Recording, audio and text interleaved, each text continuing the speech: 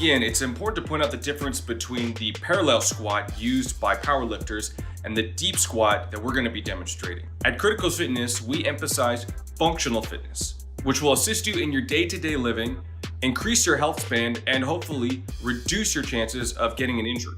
The parallel squat is typically used by people who don't care as much about range of motion, but care about pushing as much weight as possible. It's important to note that using more weight with less range of motion will not necessarily increase your strength or make your legs bigger. So if that's your goal, don't rule out the deep squat.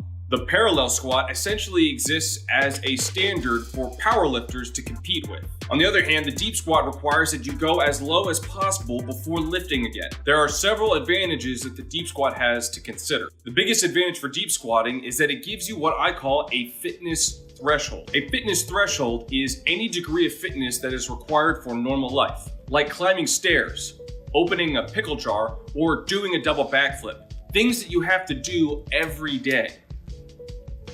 Take a look at the third world squat. In countries where there are less plumbing, people oftentimes have to squat down to use the bathroom. Interestingly enough, not only is squatting down to poop better for your intestines, but it also ensures that you have healthy hip mobility. This man can sit like this for hours. It's important to note that he did not gain this ability, but rather people in America typically lose this ability. We are all born with the ability to comfortably squat and maintain a neutral spine, but your body exists in a perpetual state of use it or lose it.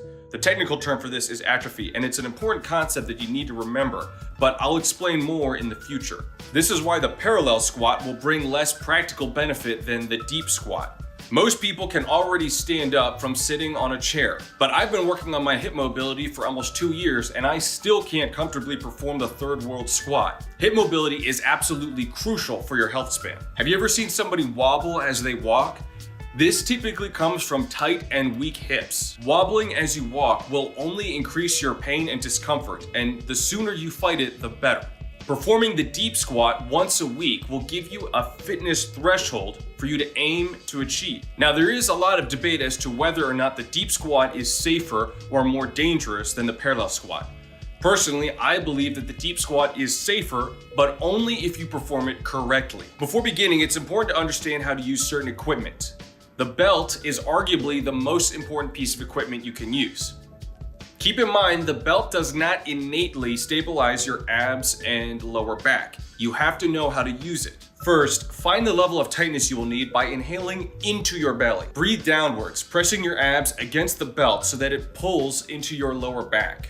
If you wear lifting shoes, this will help push your knees forward, assist in keeping your back straight, and help you keep your hips under you. Additionally, lifting shoes are typically very firm and will allow less energy to leave as you are pushing up from your feet. Before you even try to deep squat, see how low you can go without any weight. I recommend having someone film you while you squat. When you review the footage, be brutally honest with yourself. You're looking to see how low you can go with your spine straight and your shoulders over your feet.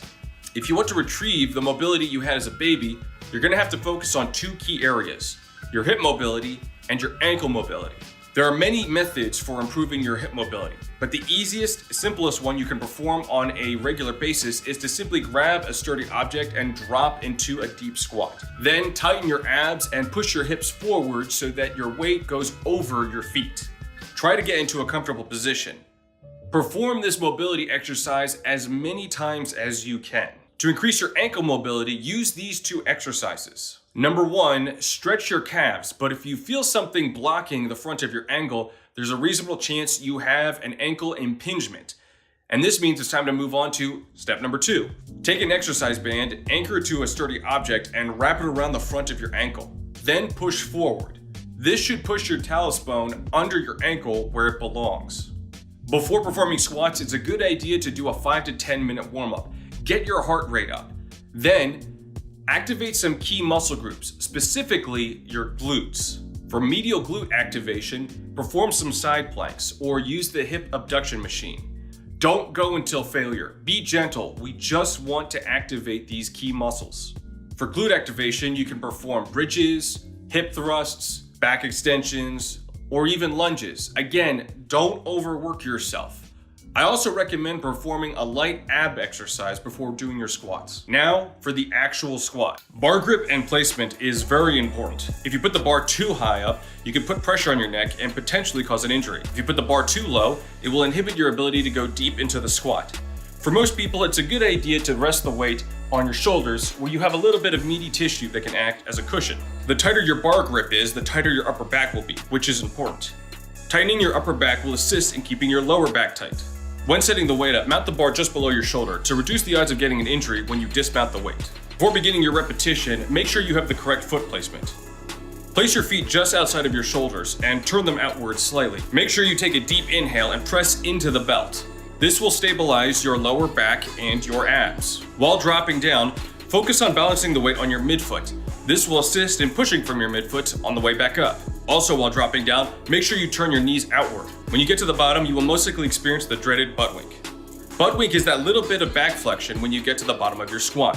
For some people, this is simply a lack of mobility, but for many people, there's really nothing you can do about it. A lot of people are afraid of butt wink because it essentially compromises your lower back posture. Butt wink can be harmful, and it's something that you need to be mindful of.